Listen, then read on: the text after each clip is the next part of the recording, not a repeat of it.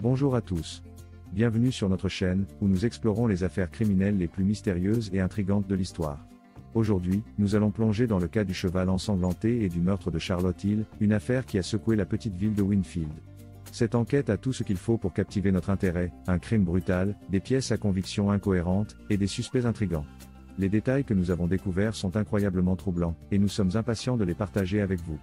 Restez avec nous jusqu'à la fin de cette vidéo car c'est une histoire que vous ne voudrez pas manquer.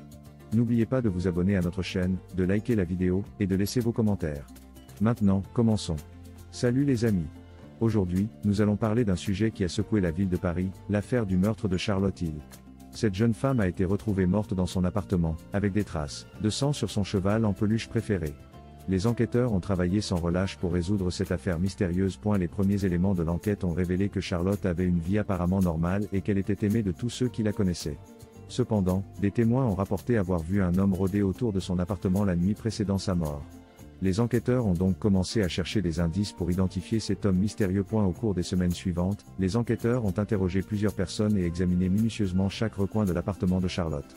Ils ont finalement trouvé un indice crucial, une empreinte digitale sur le cheval en peluche ensanglanté. Cette empreinte digitale appartenait à un certain Jean-Paul Dupont, un ancien collègue de travail et ami proche de Charlotte.